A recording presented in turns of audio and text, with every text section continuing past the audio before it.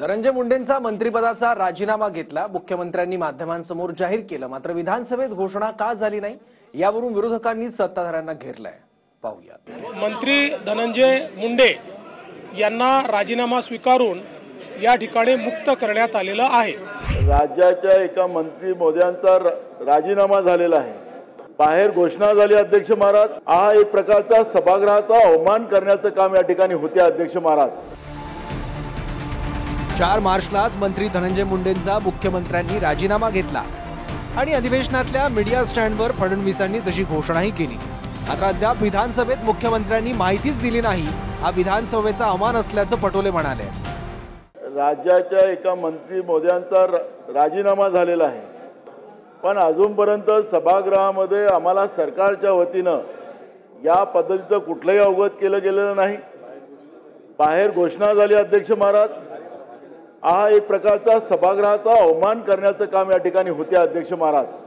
अध्यक्ष महाराज, सरकारने स्पष्ट केलं पाहिजे की मंत्री महोदयाचा धनंजय मुंडे यांचा राजीनामा झालाय का, हे आम्हाला सभागृहात अवगत केलं पाहिजे, ही मागणी आमची आहे अध्यक्ष महाराज।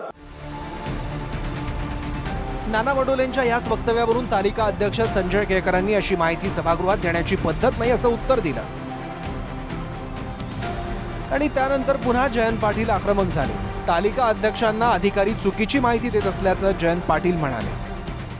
सभागृहात अशा प्रकारचं नोटिफिकेशन देण्याची पद्धत नाही, अशी प्रथा नाही।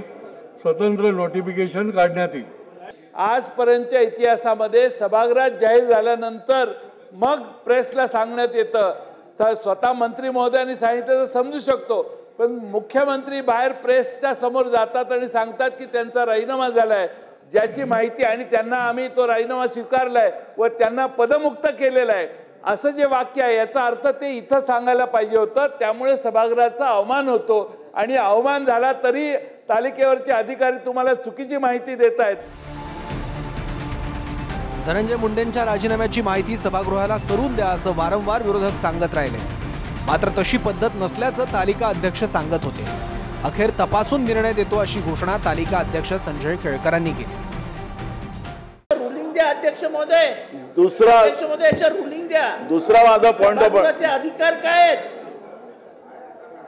काय अधिकार आहेत? सभागृहाला माहितीच नाही काय चालू आहे। सभागृहाची प्रथा नाहीये, तरी देखील तपासून आम्ही रुलिंग देतो।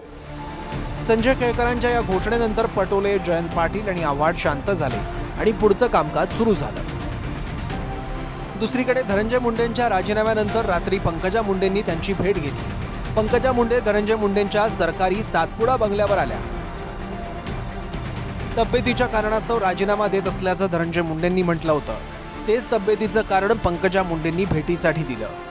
तब्येतीच्या कारणास्तव भेट झाली, बाकी कुठलंही कारण नाही अशी माहिती पंकजा मुंडेंच्या कार्यालयाकडून देण्यात आली। अक्षय मंकणी आणि प्रदीप कापसेसह रवी खरात, TV9 मराठी, मुंबई।